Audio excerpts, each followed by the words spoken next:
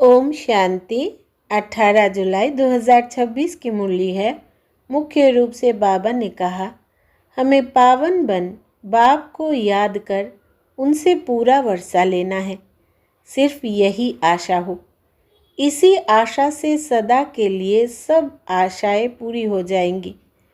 आयुष्मान भव, पुत्रवान भव, धनवान भव, सब वरदान मिलते जाएंगे। सतयुग में सब कामनाएं पूरी हो जाएंगी। आगे कहा, इस कलयुगी दुनिया में कोई भी उल्टी आशा नहीं रखनी है। संपूर्ण सतो प्रधान बनने के लिए ईश्वरीय मत पर चलना है। पावन बनकर वापिस घर जाना है। यही एक आशा रखनी है। अंतमति सोगति। माया के तूफानों में समय नहीं गंवाना है। अब सुनते हैं महावाक्यों को विस्तार से। बाबा ने कहा, मीठे बच्चे, इस पुरानी दुनिया में जिस प्रकार की आशाएं मनुष्य रखते हैं, वो आशाएं तुम्हें नहीं रखनी है, क्योंकि यह दुनिया विनाश होनी है। प्रश्न है, संगम युग पर कौन सी आश रखो तो सब आशाएं सदा के लिए पूरी हो जाएंगी? उत्तर, हमें पावन बन बाप को याद कर उनसे पूरा वर्षा लेना है। सिर्फ यही आशा हो। इसी आशा से सदा के लिए सब आशाएं पूरी हो जाएंगी। आयुष्मान भव, पुत्रवान भव, धनवान भव, सब वरदान मिल जाएंगे। सतयुग में सब कामनाएं पूरी हो जाएंगी। गीत है, तुम ही हो माता, तुम ही पिता हो। ओम शांति। मीठे मीठे रूहानी बच्चों अर्थात आत्माओं प्रति परमपिता परमात्मा यह समझा रहे हैं, तुम जानते हो बेहद का बाप हमको वरदान दे रहे हैं। वो लोग आशीर्वाद देते हैं, पुत्रवान भव, आयुष्मान भव, धनवान भव। अब बाप तुमको वरदान देते हैं, आयुष्मान भव। तुम्हारी आयु बहुत बड़ी होगी। वहाँ पुत्र भी होगा तो वो भी सुख देने वाला होगा। यहाँ जो भी बच्चे हैं दुख देने वाले हैं। सतयुग में जो बच्चे होंगे सुख देने वाले होंगे। अभी तुम बच्चे जानते हो बेहद का बाप बेहद सुख का वर्षा दे रहे हैं। बरोबर हम आयुष्मान धनवान भी बनेंगे। अभी कोई भी कामना दिल में नहीं रखनी है। तुम्हारी सब कामनाएं सतयुग में पूरी होनी है। इस नरक में कोई भी कामना नहीं रखनी है। धन की भी कामना नहीं रखो। बहुत धन हो, बड़ी नौकरी मिले, यह भी जास्ती तमन्ना नहीं रखना है। पेट तो एक पाव रोटी खाता है। जास्ती लोभ में नहीं रहना है। जास्ती धन होगा तो वो खत्म हो जाना है। बच्चे जानते हैं बाबा हमको स्वर्ग का मालिक बनाते हैं। अब बाप कहते हैं दे दान तो छूटे ग्रहण। कौन सा दान दो? यह 5 विकार है। यह दान में देने हैं तो ग्रहचारी छूट जाए और तुम 16 कला संपूर्ण बन जाओ। तुम जानते हो हमको सर्वगुण संपन्न 16 कला संपूर्ण यहाँ बनना है। 5 विकारों का दान देना पड़ता है। बच्चों को बाप कहते हैं, मीठे बच्चों, आशा कोई भी नहीं रखो सिवाय बेहद के बाप से बेहद का वर्षा लेने। बाकी थोड़ा समय है, गाया भी जाता है, बहुत गई थोड़ी रही। बाकी थोड़ा समय इस विनाश में है। इसलिए इस पुरानी दुनिया की कोई आश नहीं रखो। सिर्फ बाप को याद करते रहो। याद से बच्चों को सतो प्रधान बनना है। इस दुनिया में मनुष्य जो आश रखते हैं वो कोई भी नहीं रखो। आशा सिर्फ रखनी है एक शिव बाबा से। हम अपना स्वर्ग का वर्षा लेवे। किसको भी कभी दुख नहीं देना है। 1-2 के ऊपर काम कटारी चलाना यह सबसे बड़ा दुख है। इसलिए सन्यासी लोग स्त्री से अलग हो जाते हैं। कहते हैं इसने छोड़ दिया है। इस समय रावण राज्य में सब पतित पापात्माएं हैं। अभी समय बहुत कम है। तुम अगर बाप की श्रीमत पर नहीं चलेंगे तो श्रेष्ठ नहीं बनेंगे। बच्चों को ऊंच से ऊंच बनना है। इसलिए 5 विकारों का दान देना है तो यह ग्रहण छूट जाएगा। सबके ऊपर ग्रहचारी है, बिल्कुल ही काले बन गए हैं। बाप कहते हैं अगर मेरे से वर्षा लेना है तो पावन बनो। द्वापर से लेकर तुम पतित बनते बनते सतो प्रधान से तमो प्रधान बन पड़े हो, तब तो गाते हो पतित पावन आओ, आकर हमें पावन बनाओ। तो बाप फरमान करते हैं, बच्चे अब पतित नहीं बनो, काम महाशत्रु को जीतो। इससे ही तुमने आदि मध्य अंत दुख को पाया है। बाप कहते हैं, तुम स्वर्ग में बिल्कुल पवित्र थे, अब रावण की मत पर तुम पतित बने हो, तब तो देवताओं के आगे जाकर उन्हों की महिमा गाते हो कि आप सर्वगुण संपन्न, संपूर्ण निर्विकारी और हम विकारी हैं। निर्विकारी होने से सुख ही सुख है। बाप कहते हैं, अब हम आए हैं तुम बच्चों को निर्विकारी बनाने। अब तुम बच्चों को सब इच्छाएं छोड़नी है, अपना धंधा धोरी आदि भल करो और एक दो को ज्ञान अमृत पिलाओ। गाया भी जाता है, अमृत छोड़ विष काहे को खाए। बाप कहते हैं, कोई भी कामना नहीं रखो, हम याद की यात्रा से पूरे सतो प्रधान बन जाएंगे। 63 जन्म जो पाप किए हैं वो याद से ही खलास होंगे। अब निर्विकारी बनना है। बलमाया के तूफान आए परंतु पतित नहीं बनना है, मनुष्य से देवता बनना है। तुम ही सतो प्रधान पूज्य देवता थे, फिर तुम ही पूज्य से पुजारी बनते हो। हम निरोगी थे, फिर रोगी बनते हैं, अब फिर से निरोगी बन रहे हैं।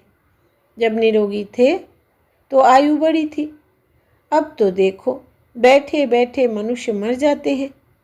तो कोई भी आशा नहीं रखनी है, यह सब छी आशाएं हैं। कांटे से फूल बनने के लिए तो एक ही फर्स्ट क्लास आशा है। बाप कहते हैं, मुझे याद करो तो पुण्य आत्मा बन जाएंगे। इस समय सबके ऊपर राहु का ग्रहण है, सारे भारत पर राहु का ग्रहण है। फिर चाहिए बृहस्पति की दशा। तुम जानते हो अब हमारे ऊपर बृहस्पति की दशा बैठी है। भारत स्वर्ग था ना, सतयुग में तुम्हारे ऊपर बृहस्पति की दशा थी, इस समय है राहु की दशा। अब फिर बेहद के बाप से बृहस्पति की दशा मिलती है। बृहस्पति की दशा में 21 जन्मों का सुख रहता है। त्रेता में है शुक्र की दशा। जितना जो याद करेंगे, बहुत याद करेंगे तो बृहस्पति की दशा होगी। यह भी समझा दिया है। अब सबको वापस घर जाना है, इसलिए बाप को याद करते रहो तो विकर्म विनाश हो और तुम उड़ने लायक बनो। माया ने तुम्हारे पंख काट दिए हैं, अब तुमको मिलती है ईश्वरीय मत, जिससे तुम सदा सुखी बनते हो। ईश्वरीय मत पर तुम स्वर्ग के मालिक बनते हो, विश्व की बादशाही ले रहे हो। ईश्वरीय मत मिलती है कि बाप को याद करो तो अंतमति सोगति हो जाएगी। याद से ही विकर्म विनाश हो जाएंगे, पवित्र बन जाएंगे। पवित्र आत्मा ही स्वर्ग के लायक बनेगी। वहाँ तुम्हारा शरीर भी निरोगी होगा, आयु भी बड़ी होगी, धन भी बहुत होगा। वहाँ कभी धर्म का बच्चा नहीं बनाते। बाप कहते हैं, आयुष्मान भव, संपत्तिवान भव, पुत्र भी एक जरूर होगा। इस समय बाप सभी को धर्म का बच्चा बनाते हैं, तो फिर सतयुग में कोई धर्म का बच्चा होता नहीं। एक बच्चा एक बच्ची है योग बल से। पूछते हैं, वहाँ बच्चे कैसे पैदा होंगे? वहाँ है ही योग बल। ड्रामा में नूंद है। सतयुग में सब योगी है। श्री कृष्ण को योगेश्वर कहा जाता है। ऐसे नहीं कि श्री कृष्ण योग में रहते हैं, वो तो पूरा पवित्र योगी है। ईश्वर ने सबको योगेश्वर बनाया है, तो भविष्य में योगी रहते हैं। बाप ने योगी बनाया है। योगियों की आयु बड़ी रहती है, भोगी की आयु छोटी होती है। ईश्वर ने बच्चों को पवित्र बनाए योग सिखाकर देवता बनाया है। उनको कहा जाता है योगी। योगी अथवा ऋषि पवित्र होते हैं। तुमको समझाया है। तुम हो राज ऋषि, राजयोग सीख रहे हो राजाई पद पाने के लिए। इस समय बाप को याद करना है। यहाँ कोई उल्टी आश नहीं रखनी है कि बच्चा पैदा हो, फिर भी बेकार में जाना पड़े ना, काम कटारी चलानी पड़े। देह अभिमानी काम कटारी चलाते हैं, देही अभिमानी काम कटारी नहीं चलाते हैं। बाप समझाते हैं पवित्र बनो, आत्माओं से बात करते हैं। अब यह काम कटारी नहीं चलाओ, पवित्र बनो तो तुम्हारे सब दुख दूर हो जाएंगे। तुमको स्वर्ग का मालिक बनाते हैं। बाप कितना सुख देते हैं, बाप से तो पूरा वर्षा लेना चाहिए। बाप तो गरीब निवाज है, गाया भी जाता है। सुदामा ने 2 चपटी चावल दी तो महल मिल गए। बाबा 21 जन्मों के लिए वर्षा देते हैं। यह भी समझते हो अब सबको वापिस जाना है। शिव बाबा की स्थापना के कार्य में जितना जो मदद करे, घर में यूनिवर्सिटी व हॉस्पिटल खोलो, बोर्ड पर लिख दो, बहनों और भाइयों 21 जन्म लिए, एवर हेल्दी और वेल्दी बनना है तो आकर समझो।